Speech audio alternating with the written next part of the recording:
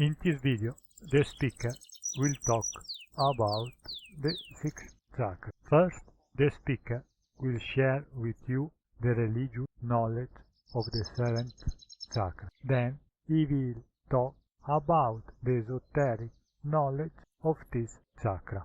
Sahasrara is the 7th of our chakras, also known as the crown chakra, as it is located at the very top of our head. Unlike the other 6 chakras, it does not govern any organ, but being at the top of our energy center, it is responsible for the correct functioning of the cerebral cortex and the pineal gland, as well as our highest form of thought, such as transcendence, knowledge, and spirituality. Its Sanskrit name literally means 1,000 times as much, referring to the 1,000 petals of a lotus flower that slowly open, a metaphor for our personal and spiritual growth that reaches its peak precisely at Sahasrara.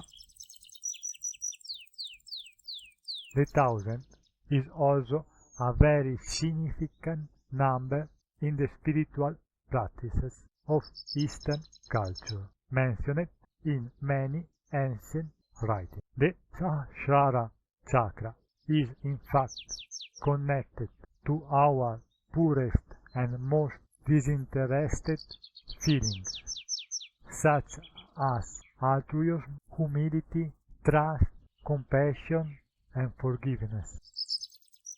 Sahasrara is depicted as a white and purple lotus with numerous filaments, with 1,000 petals in which all 50 letters of the Sanskrit alphabet are inscribed, repeated 20 times. Inside it is inscribed a triangle and, in some representation, also the drawing of a full moon. The element that represents this chakra is metal, and the colors associated with it are white, a symbol of enlightenment, thought and purity, and purple.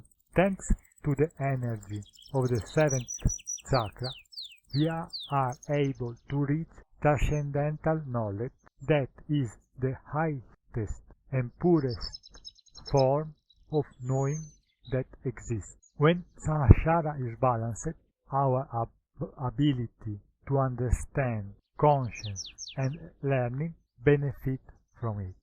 Thought evolves and becomes pure, uncontaminated, slowly transforming us from observer to leader, and exercising a profound form of awareness to transcend deleterious conceptions and let things happen through us. Conversely, when the Sahasrara chakra is blocked, our clear thinking is heavily affected. On the physical plane, we are subject to headaches, phobias, psychosis, and in general all kinds of annoyances that detach us from our personal growth path. The energy of the 7th chakra is very powerful. Therefore, its malfunction is always associated with very marked discomfort. Mentally, the closure of Sahasrara leads us to divert our attention to materialism rather than spirituality.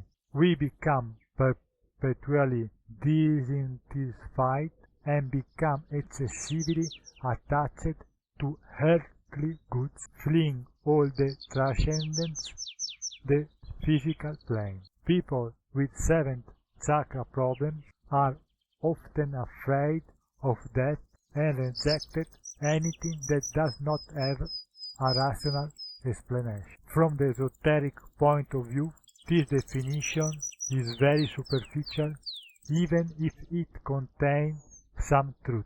This chakra analysis is suitable for people who psychologically live within social and religion systems. The speaker below will share esoteric knowledge with you of this chakra. It is not easy to find a description of the seventh chakra in esoteric scripture or in the talks of a master. This is for two reasons. The first reason consists in the fact that in order to know how a chakra works, one must psychologically find oneself living in the upper chakra. There is no upper chakra after the seventh. The seventh is the last chakra. This means that to know how the third chakra works, one must be in the fourth. It could not be different. The only way to know something is by observation and be separate from what we observe. To observe clearly, one must be at higher level and separate than the thing observed. If you want to know the third chakra and find yourself living in the third chakra, your knowledge of this chakra will be superficial and worthless. But if you find yourself in the third chakra, you can have the knowledge of the second and the first chakra.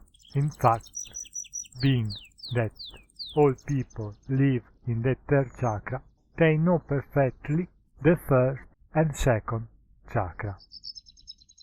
If a person lives in the third chakra and wants to know all the higher chakras, the knowledge of him will be very superficial and childish. For this reason, when a psychologist judges or thinks he knows the human mind, his knowledge of him is very limited and without any use. For this, a psychologist or therapist can only help a person who lives at a very low psychological level, lower than average. In fact, a psychologist can only help people who live in the first and second chakras. People who live in the third chakra and want to get help from a psychologist or therapist will receive very limited help. The second reason why we do not find information regarding the Sahasrara chakra is that no good to create expectation and a widespread knowledge of this chakra. Given the fact that the speaker thinks that not many people will get to this point in the video, he will share something regarding the movement of this chakra.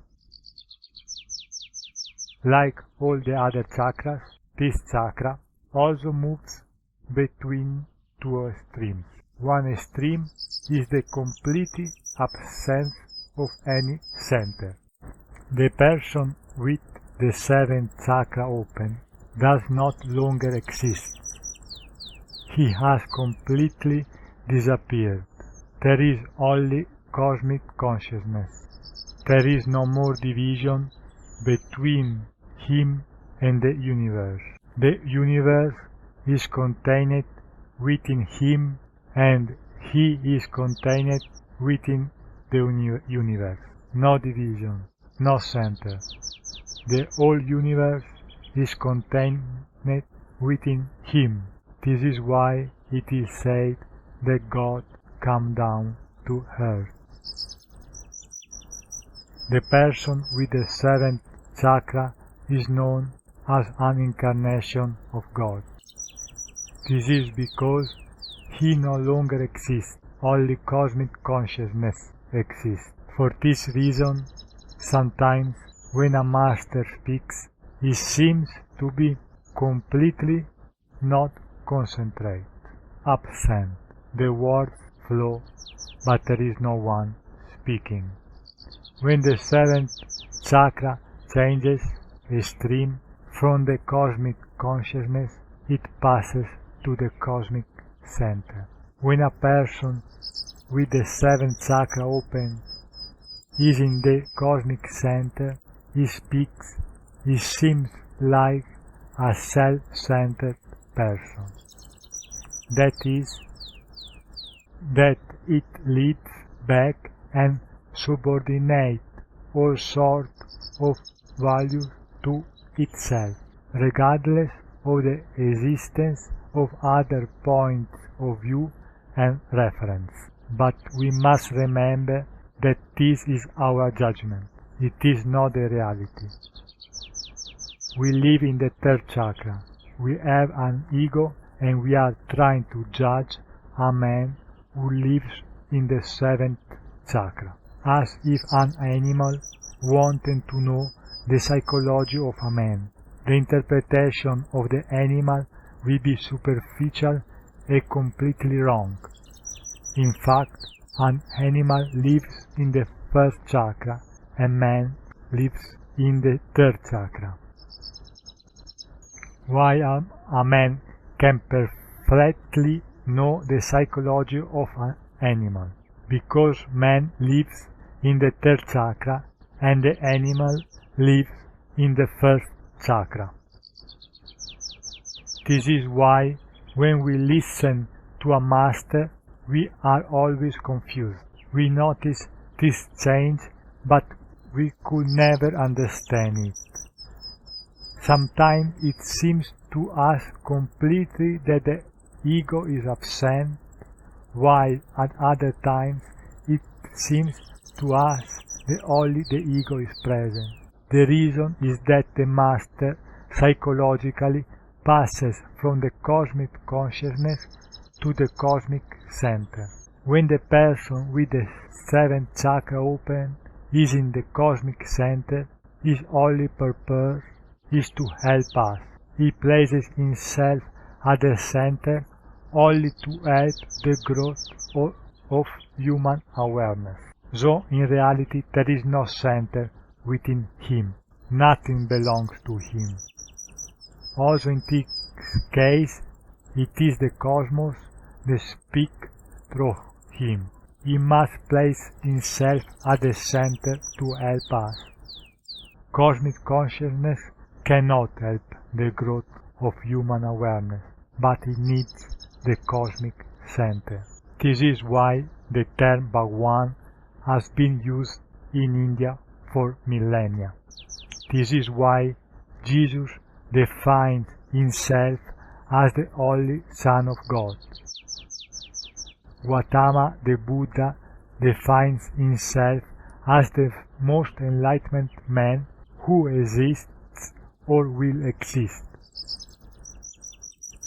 For this, Bhagwan Shri Rainesh defines his religion as the first and the last religion, while Mahavir considers himself the last Tirthakara. The Islam prophet Muhammad calls himself the last prophet of God, and so on. All of these claims seem self-centered. Psychologists consider all founders of religions to be self-centered. This happens because psychologists know very little about the human mind. They only know the psychological problem of living in the first, second, and third chakras. Do not get confused and do not interpret the words of a person with the 7th chakra open. A person with the 7th chakra open does nothing for himself. Whatever he does is only to help the growth of human consciousness. To do this, sometimes a master has to make up stories and he has to lie. He has no solution. We live an unreal, unnatural and false life, a life of lies. A master has no solution. He cannot tell us the truth. We could not understand it. How does a person understand the truth if he lives in a lie? Thank you for listening.